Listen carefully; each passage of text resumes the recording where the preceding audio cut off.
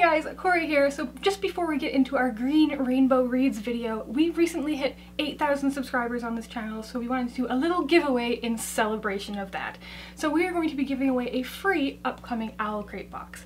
Now, to be entered to win an Owl Crate box, you have to be subscribed to our channel and also watch our Green Reads video and pick the book that we're recommending that you're the most excited about and leave it in a comment down below. This giveaway ends at 11:59 PST on December 11th. So you have a full week to watch the video and comment below with the book you're most excited about. Without further ado, let's get into the video. Hi everyone! So we are here with our next episode of our Rainbow Reads series, and if you didn't know, this is a series where we recommend you books based solely on the color of the cover. So they could be anything. And today's episode is green books. So we are gonna just jump right in. I think we each have 5-ish books. Yeah. And we'll start down at the end of the crystal and work our way down. So my first book is the first in a middle grade series, and that's The Book of Three by Lloyd Alexander. I didn't realize the Disney movie The Black Cauldron was a book. So when I found it at a bookstore randomly like 15 years ago, I was like, cool, I want to read this. And then as my friend and I drove across from Ontario to Vancouver when I was moving, we read them aloud to each other in the car. So every city we'd get to, we'd hit up a used bookstore and find the next book so we could keep reading. So yeah, it's the Book of Three is the first, and it's a story of Taryn, who's an assistant pig keeper, and he ends up becoming so much more and goes on this amazing adventure and has to take down the Horned King. And the whole arc is just really great. And when were these written? The 60s. Okay. Yeah. Yeah, I'm unfamiliar with them. Yeah, I feel like Lloyd Alexander. Does he have another series that's really popular? I don't remember what it's called, but I do know if you go to the bookstore and you find his name, I feel like it's a very familiar name. Yeah. But yeah, I highly recommend it. I really enjoy it. I had like mismatched used copies, and then one year I just like bought the whole matching set of the paperbacks. Yeah. And is that middle grade? It is middle grade, yeah.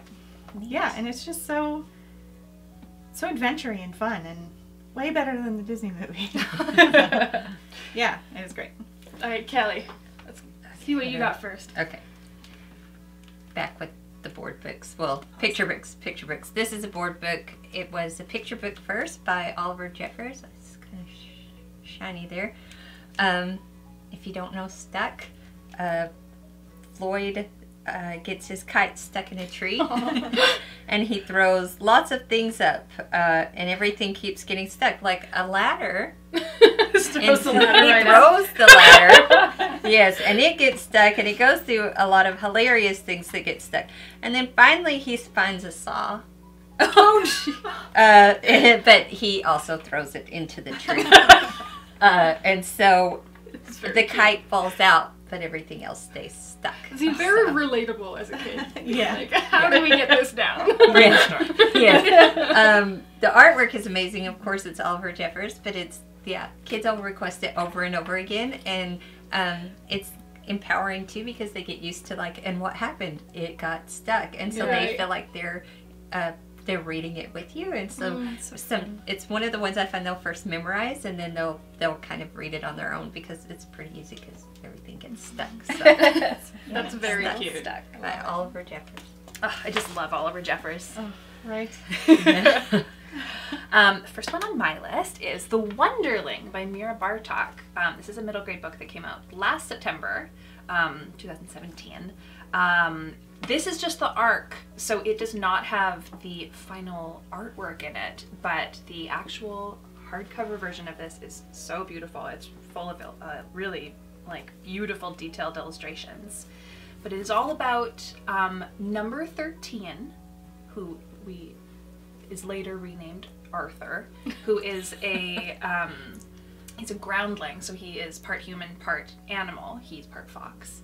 And when you meet him, he's living at the Home for Wayward and Misbegotten Creatures, which is run by this evil woman named Miss Carbuncle.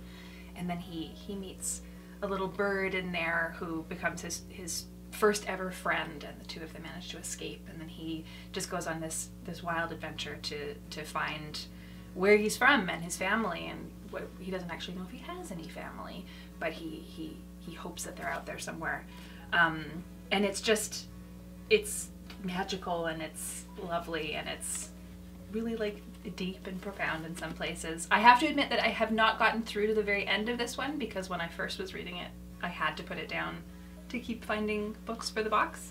But it's one that I'm so glad I've rediscovered because of its green cover, so it's rocketed up the list for me. Beautiful. But yeah, Mira Bartok is just, she's an award winner for a reason. I really highly recommend that one.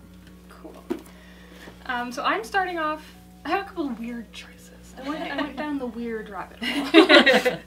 And first up is one of my favorite books of 2018, thus far.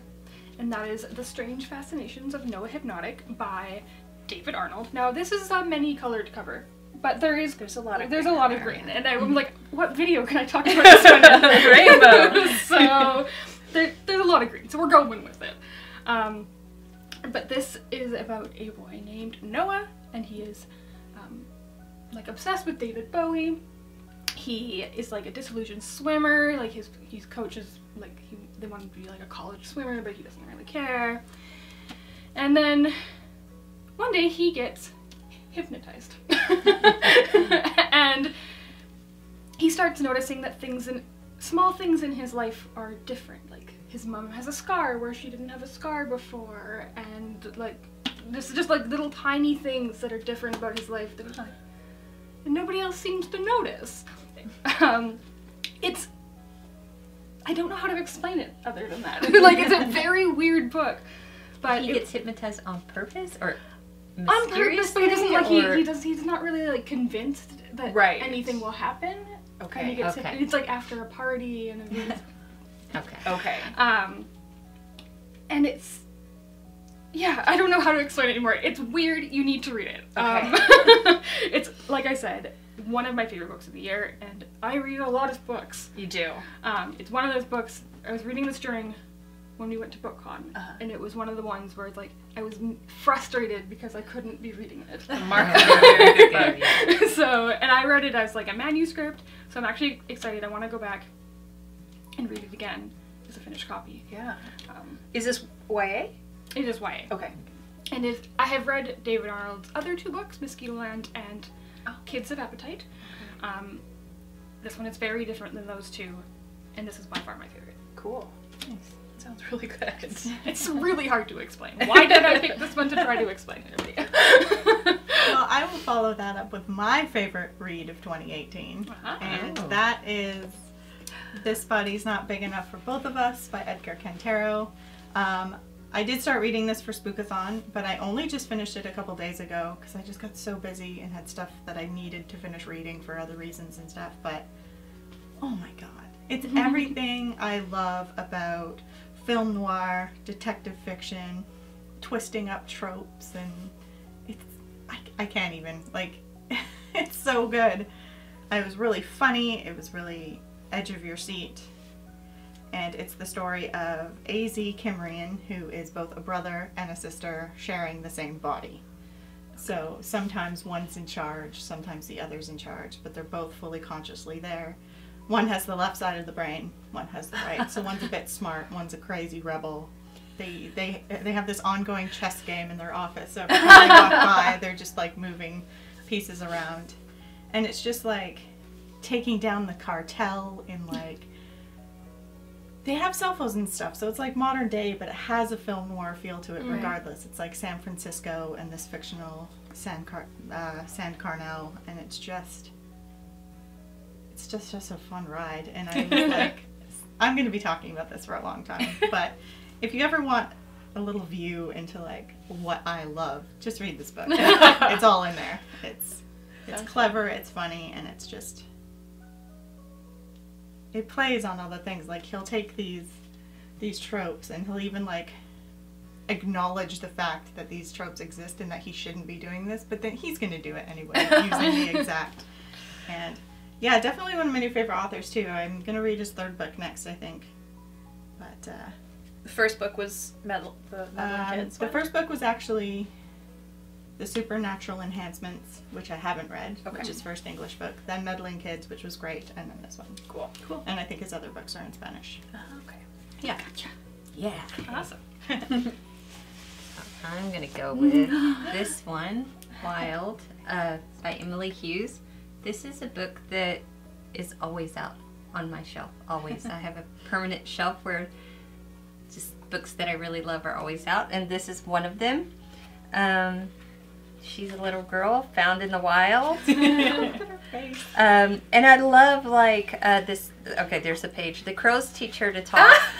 So the bears teach her to catch salmon, and this reminds me of my boys. The foxes teaches her how to play, and looks exactly like my boys. And then somebody comes and they find her and they decide that she needs to come out of the wild, and they try to teach her to be civilized. And it doesn't work out, and she goes back into the wild where she's happy. And just the artwork, the story, everything. I beautiful. love it. And green, yes, lots and lots of green. green. Yeah. Is this a Flying Eye book? It is. Yes. Yeah. Of course. And I believe this was Emily Hughes' debut book, and it's just it's always been a favorite, and her Very artwork is cute. amazing. All right. I'm okay. Got 3 middle grades here, so I'll alternate them. So I will also do a picture book next. Sort of a picture book for grown-ups, but also great for kids, and that is Who Built That? Bridges. Chronicle Books very kindly sent me this, and Who Built That? Buildings, I believe, is the other one, and I love that one goes this way and one goes this way. Yeah. But yeah, it just like talks about all these like iconic bridges around the world and the history behind them, and how the engineers designed them and what it took to build them and all this neat stuff. And one of the bridges, it of course has the Golden Gate, and where is it? Oh, I should have marked it before we started filming. Anyways, there's one that's in Calgary, which is one that my mom and my boyfriend are both from Calgary, so I have actually Probably been over been that on this bridge. one before. There we go. Oh, cool. It's really, really a neat bridge. So yeah, any budding engineers out there, or budding architects, if you want to check out the buildings one as well, I would say this is a must for your bookshelf. Really cool. Yeah. Yeah. It's neat. Next up is my other very weird book. And this is potentially one of the weirdest books I've ever read. Okay. And I can completely understand if you read it and were like, I hate that. And that is Grasshopper Jungle by Andrew Smith. It has the pretty pages, stained pages as well. And this is a kind of an end of the world novel. Okay. About 2 best friends who are kind of like also sexually experimenting, shall we say. Very like sex obsessed teenagers. Okay. But they accidentally release a virus that causes giant praying mantis to start taking over the world. So, and these praying mantis, an army of horny, hungry, 6-foot-tall praying mantises that only want to do 2 things, which is eat and... So that's the premise of this book. I really liked it, but it is bizarre. Okay. Like, it's very weird. So just, like, keep that in mind.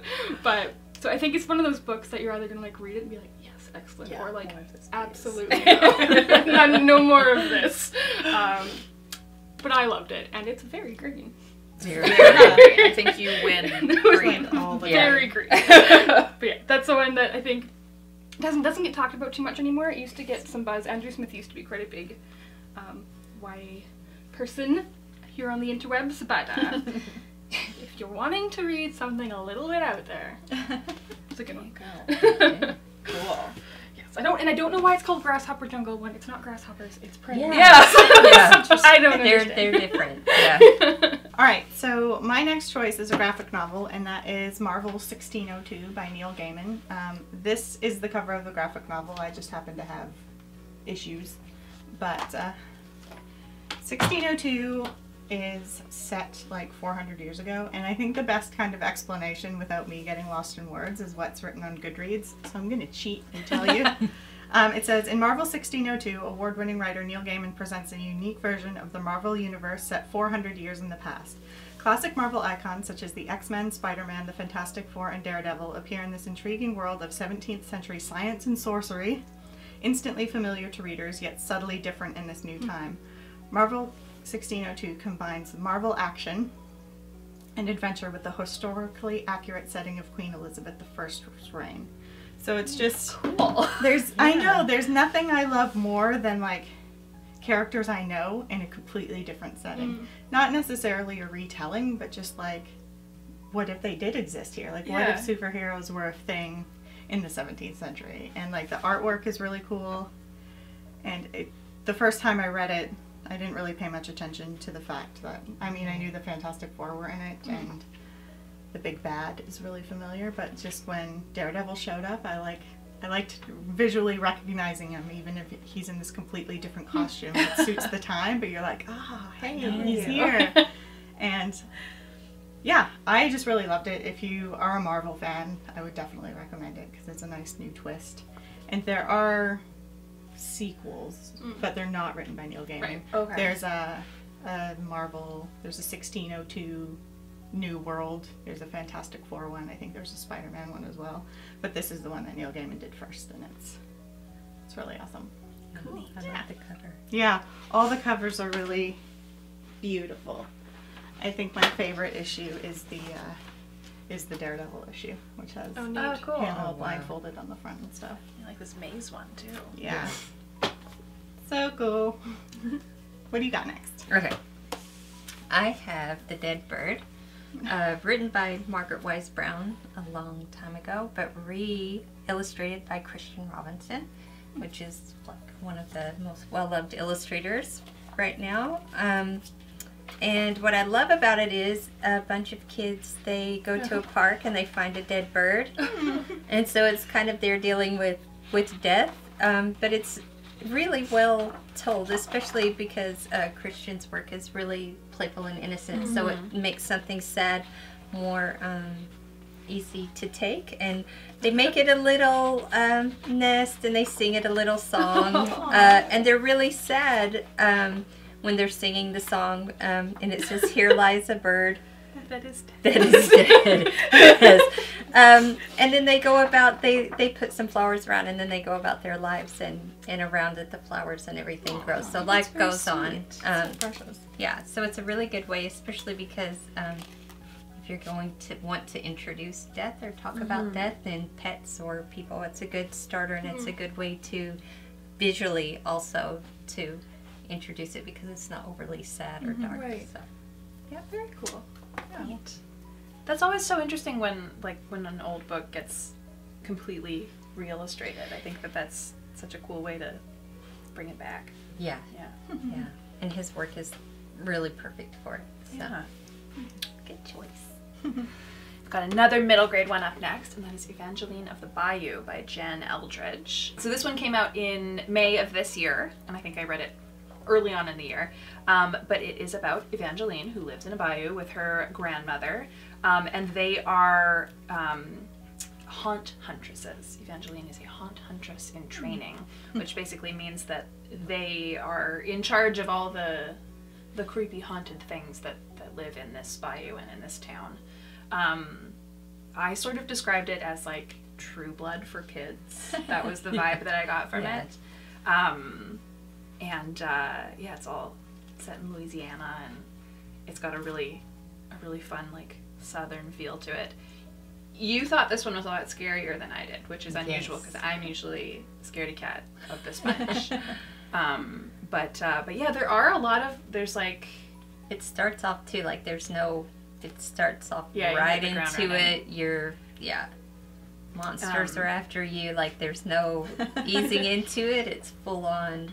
Yeah, and you get to meet several different kinds of monsters, and there's a sort of dog-like creature that is watching her from from the woods and things, and you're not quite sure what's going on with this. Yeah.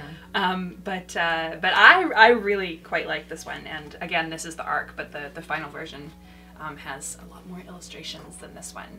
And yeah, if you're looking for like a somewhat scary, good Southern book. That for folklore. It has a lot of true folklore for Louisiana, like a lot of the theme. Yeah. Good call. Nice. There you go. Very a lot cool. of fun. Sounds cool. My next book, now I'm not sure how well this book has aged. Okay. I read it when I was 16, so that was a while ago. And it had been up for a while at that point. And that is The Clan of the Cave Bear by Jean M. Auel? There's a lot of vowels. And I really loved this book when I read it. And it's set in like prehistoric times. Okay. Following a Cro-Magnon girl who loses her family and gets taken in by a clan of Neanderthals. Okay. So she has to assimilate with them and learn their ways. Obviously they're quite different from each other, and she never really quite fits in. Her name is Ayla, but it is like just kind of like a fascinating prehistoric look. Again, not sure how well it's aged. Like, I know we've made a lot of discoveries and things in the past 15 years, so I don't know how historically accurate this is. Okay. But I just remember really loving the story when I read it. There is just, if you're sensitive to such things, a quite vicious sexual assault in here at one point, just so you know. That happens. But yeah, I just really loved it. That said, I recommend this one, but I don't recommend the rest of the series. Okay. It takes a very strange turn. This one is not that sexual, but the next book ends up being like I remember I was 16 when I read it and being like, oh my, just like a lot of graphic sex, which wasn't what I signed up for. So I stopped reading after I think the third book. I think there's 7. Okay. And they're all quite long. But yeah, I really enjoyed this one when I read it. Hopefully I'm not misleading. But it is green. But what I love about this book, especially this edition of this book, is it's a big floppy one. I love books like that. Yeah. It's a pleasant reading experience. I find books like that great when you like are really, really into a book, but you also need to like eat and survive, and you're just like, I can do this with one hand. Yeah, exactly. So my next books, I couldn't decide. I have 2 books by Jasper Fforde, who I've been talking a lot about recently, but his new book comes out soon, and I think just talking about him recently, I just want to reread everything. So I have The Fourth Bear, which is the 2nd book in his nursery crime series, which is Jack Sprat and Mary are detectives. And in this book, Goldie, a reporter journalist, has gone missing. So they go and investigate the house with the bears, and there could be a 4th bear. I always say like the best way to explain him, because like you were trying to explain the Hypnotik book, it says the gingerbread man, psychopath, sadist, genius, convicted murderer, and cookie is loose in the streets of Reading, but Jack Sprat doesn't get the case. He and Mary have been demoted to missing persons because of Jack's poor judgment involving the poisoning of Mr. Bunn the baker. Missing persons looks like a boring assignment until the chance encounter with an oddly familiar deja vu hotel that leads the pair to hunt for the missing journalist Henrietta Goldie Hatchett, star reporter for The Mole. The last witnesses to see her alive were the 3 bears, comfortably living out of a life of rural solitude in Anderson's Wood. But it's not all as it seems. How could the bear's porridge be at such disparate temperatures when it was poured at the same time? Was there a 4th bear? And if there was, who was he, and why did he disguise Goldie's death as a freak accident? So it's, the first book was called The Big Over Easy, and that was about the downfall of Humpty Dumpty. And are these YA or middle grade? I think I would put them... Or are they adult? They might be adult, but I think any YA person who really likes literature and like other, like 1602 Marvel was me. I like seeing characters that I know in different weird situations, and the fact that like there's a nursery crimes division in the police department is kind of awesome. And the other one is the Eyre Affair, which is the first book in his Thursday Next series. And she is a literary detective who goes into the book world and solves crimes. And in this book, Jane Eyre has gone missing. So she's like, well, the book's gotta end, so we need to go find her and see what happened to get her back in her book so she can like finish the story. But I found the little blurbs and stuff about it is, what Fforde is pulling is a variation on the classic Monty Python gambit, the incongruous juxtaposition of low comedy and high erudition? Erudition? Thank you. This scam has not been pulled off with such offhand finesse and manic verve since Python's Shut Up Shop. The Eyre Affair is a silly book for smart people, postmodernism played as raw, howling farce. So that's what his books are like. It's just comedy, but smart and literary. And I highly recommend giving him a shot because he's just so clever. There's nothing else like him, really. And I'm very excited his new book is released in the EU, in North America in February. Nice. Yeah. It's called Early Riser, and it's about, I think if I remember correctly, it's about a community that sleeps, that is supposed to, we hibernate through the winter as a people, but he wakes up early, and it's just like... So my next pick is Today by Julie Morstad, and this is probably my most favorite book ever. I'm not sure, I'm not sure that it would ever be replaced. I think it's brilliant through and through, and I think that it'll be something like Margaret Wise Brown, where people will realize the genius of it later, like, but they should now because it's so amazing. So it's Today, and then it's What Do You Want to Do Today? And you get to pick out what you want to wear today. I love it already. Yes. I often pick the party dress with the ninja mask. I just love that combination. How do you want to wear your hair? Cool. The illustrations have boys and girls, which I love. And they're always diverse too, which I also love. What are these kids doing? Where are they going? What do you want to have for breakfast? It goes on. So cool. How do you want to get there? So cool. Yeah, and so you're always making choices of the things. Let's see, I love this spread, the ice cream spread. And then it goes back until you're in your room, you're quiet, you're getting ready for bed, you pick out your pajamas, a story time. And then you're in bed and it says, well, we did almost everything today, but what do we want to do tomorrow? And amazingly, as soon as I'll shut the book, they'll say, again. And we'll do tomorrow right away. And they'll go through it again, and it's a book that you can just reread and revisit, and it's so good for language development. Right. If they want to tell their own story, to get them to, and especially if you're a tired parent and you don't really want to read, you're like, oh, let's look at this one. And they get to tell the story for you. But it's just beautiful, and it's brilliant, and it's a book that will be revisited over and over. I don't think anyone would ever be tired of this book.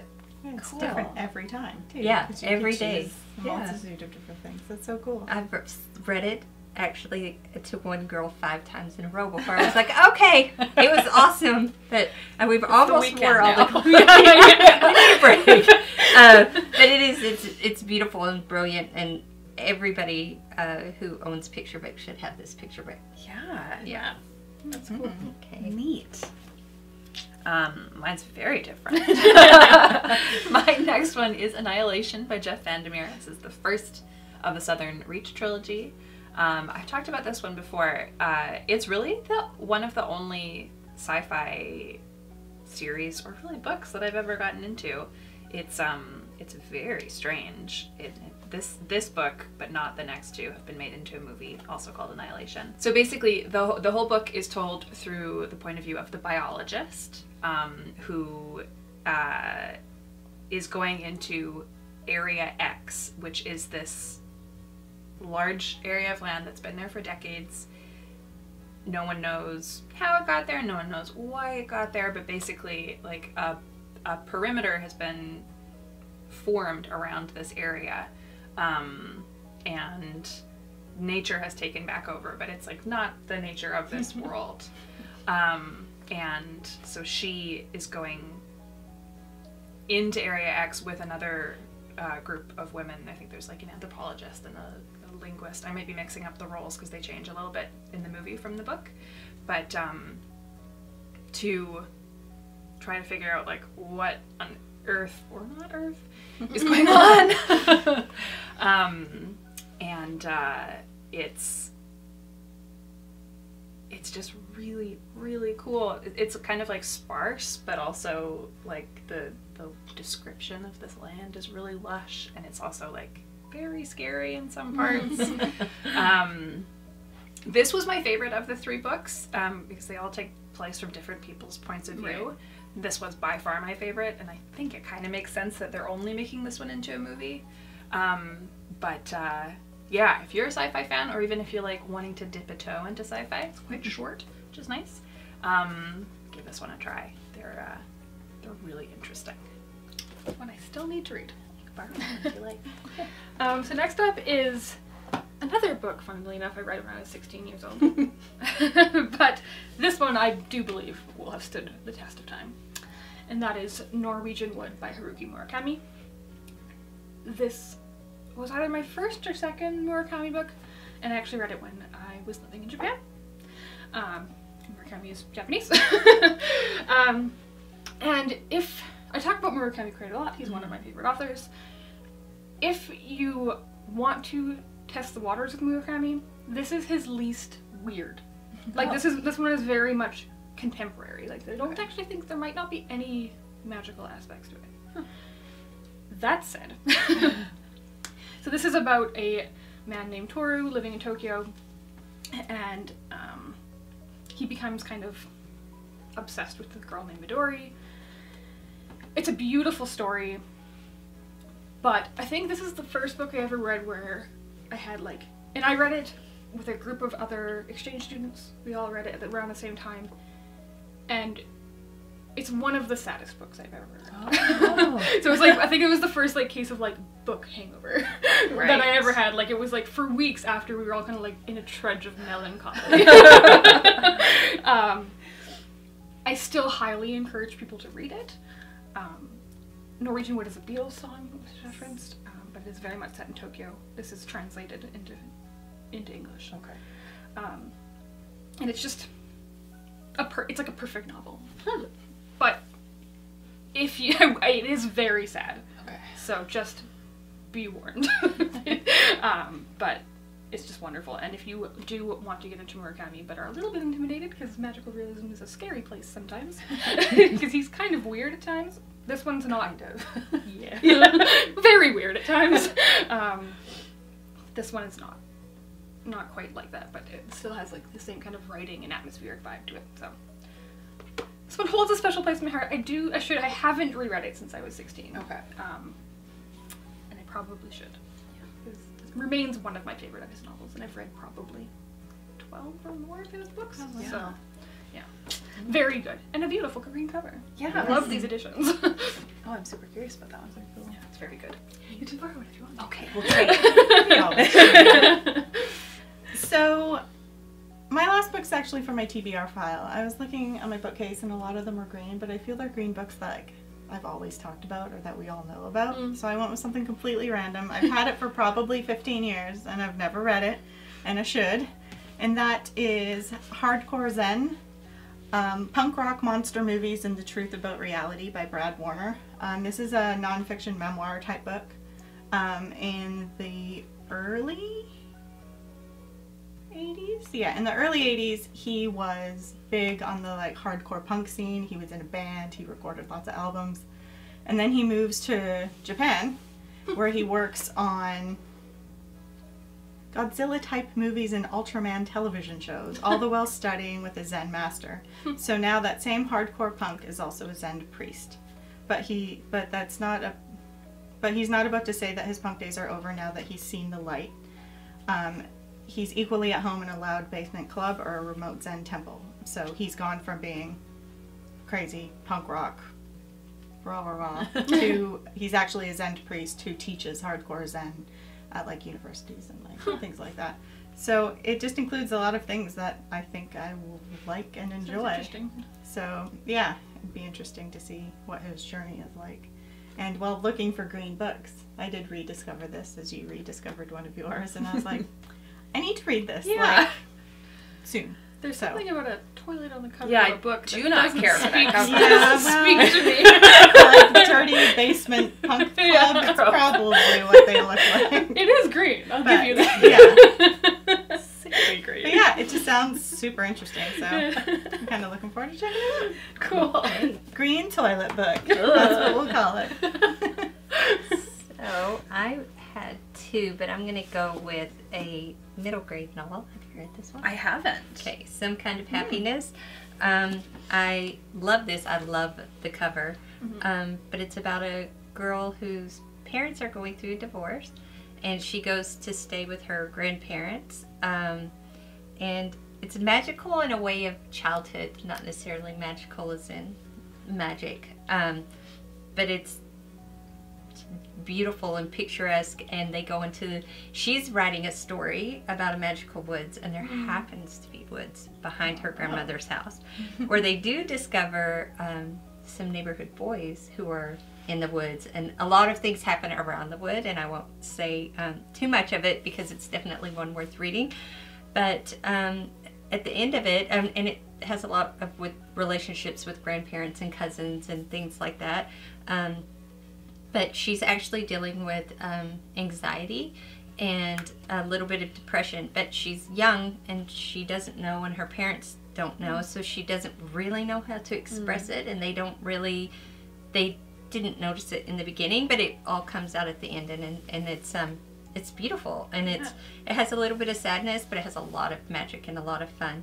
And I think that anxiety with kids, it's a common thing, and so this is a really good book to read aloud, or to give to somebody, like to give to a kid to read it. They may not recognize it in themselves, but the way that it comes to light isn't obvious either. Like even you as the reader don't know until you start to kind of notice things. So yeah, it's been one of my favorites. I've read it once, but I hope to reread it soon because it was so nice, and it does remind me of spending summers with my grandparents too. Nice. So Claire Legrand is actually really big in the YA community right now because she wrote a book called Furyborn, which just came out. So if you liked Furyborn and want to check out something very different from that, and the writing is beautiful. Like it's so you can't put it down. It's so it's like you walk into a movie. Cover. Yeah, it's beautiful. I just it's gold. Cool. Yeah. Alright, so the last one on my list I just finished reading a couple weeks ago, and that is The Simple Art Flying by Corey Leonardo. This is all told through the point of view of Alistair, who is an African grey parrot, and he and his sister Aggie were born in a pet store. Their whole life has been in this pet store, and he has been plotting his escape basically from the moment he hatched. But like his other than getting out of this cage and getting away from the miserable pet store owner, his other main priority in life is taking care of his sister Aggie and making sure that she is okay. And yeah, I don't want to give too much away, but it alternates points of view actually between Alistair and a 12-year-old boy who gets a part-time job at the pet store, and also an old woman who most of her chapters I think are told through letters, which is really interesting. I really enjoyed it. It is quite sad, but it's also beautifully written. And Alistair, this is a part of the book that kind of like doesn't connect to any other part of the book, and I thought that it would a bit more, but it was okay. Is that Alistair starts to like eat books or eat like pieces of writing. So he'll, you know, whether it's like newspaper at the bottom of the cage or textbooks that somebody's left lying around or receipts or whatever, he starts to eat them, but he actually like absorbs the words as he's reading them. So there's a lot of his versions of like classic poems, and like he'll rewrite like Keats and things like that. So yeah, I was very surprised by this one, but I really enjoyed it, and I think this would be a really fun one to read aloud, because there's sort of elements of it that somebody at any age could appreciate in different ways. So yeah, You really could also pair it with Oliver Jeffers has The Book-Eating Boy. Yes, And he eats very good. good So, pairing. yes, yeah. This one actually doesn't come out until next February, so you have to wait a little bit for it, but definitely keep your eyes peeled for that one when it hits the shelves. Sounds like things that appeal to all of us. And my last one, now, one could argue this is blue, but for some reason my brain... They're all wearing green. My brain said this was green, so it's green now. It's green. But that is Nimona by Noelle Stevenson. This is a very popular graphic novel. Many of you have probably read this. But this is the story of Nimona, who really wants to be the sidekick to a supervillain named Lord Blackcauldron. And she's a shapeshifter, so she can she turns into funny sharks and stuff. Let's see, she's in this. I love these illustrations. I know, she's great, but at one place she turns into a dragon. and it's so sassy and hilarious. And they're trying to take down Sir Ambrosius Goldenloin. Ooh. Who is the good guy, but is he? And it's just so funny. It's just, I absolutely love her artwork. Noelle Stevenson's amazing. It's so funny, and it's very diverse, and there's different people of different sexualities, and it's really great. It's popular for a reason. What age would you recommend this for? Because I've had some people ask me about this and whether or not it's middle grade appropriate, and I haven't read it yet, so I don't know what to tell them. I think it is appropriate for middle grade. Don't quote me on that. I don't feel like there's anything in here that would be bad for middle grade. But maybe the older middle grade end? I have to check on Goodreads. I'm not sure what it's actually classified as. Okay. Maybe not for an 8-year-old. Yeah. Well, we did a survey on Al Crate Jr. about graphic novels, and this one was suggested over and over. Yeah. So before I recommended it to our crowd, I looked up, and it is on the older. It's suggested on the, although there's not. It depends. Yeah, it's not the content or anything. It's just, well, I mean, it is the content, but there's no sexuality or violence or the language or whatever. It's just the content, I guess. It's just older. Right. Older. It's just for an older crowd. Yeah, but it is. It's Nemesis, Dragon, Science, Symbolism. But it's just, it's so much fun. If you haven't picked it up yet, good for most age ranges, I would say. Yeah. All right. Really fun. Nice. Sounds like something I would like. No, Kelly, you have one more on your pile, and I know it's a 6th book, but I want to see inside this one. So Yeah, I think you should share. Okay. So, the Atlas of Fairy Tales. This one is exactly as it says, but the illustrations are so beautiful, and I love maps, so it's a perfect, and I love fairy tales. And this made me fall in love, if I can get there, with some fairy tales that I wasn't necessarily a fan of.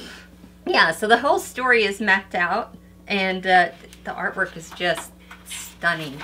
We've looked at these so many times, and the stories are in here. I think this is Hansel and Gretel, the candy house. Is this their breadcrumbs? Yeah. Oh, that's so funny. Which you could pair with night books. Yes. Yes. Beauty and the Beast. There's so many. Alice in Wonderland. I love the Peter Pan. I should have marked it. Alice in Wonderland. Oh, I want this on my wall. Oh, I know. Yeah, all of them are very beautiful. The illustration. I love the, we were saying slices, where you can see inside. Brambly yeah, I'll go back. Beauty and the Beast, the library, where was she, is amazing. Wonderland Wow. Yeah, down the rabbit hole. We're all like, Let's see. Okay. Oh, there's Beauty and the Beast, so that There we means go. it's, yes, Oh, look at this that library. library. Oh wow. Yeah, so beautiful condensed retellings of the story, but oh, I favorite. love Pink. Yeah, it's gorgeous. Gee. Yeah. If you love fairy tales and maps, it's, yeah. That's awesome. It's just That stunning. looks Yeah, incredible. it's beautiful. So I think we're ending on a high note with that one. This is the end of our 4th episode now. Next up is going to be blue books, which is going to be super difficult, I feel. Lots of blue There's books out lots there. of blue books. But yeah, if you like this video, please give it a thumbs up and subscribe to our channel. Happy reading and thanks for being awesome. Bye. Bye. Bye.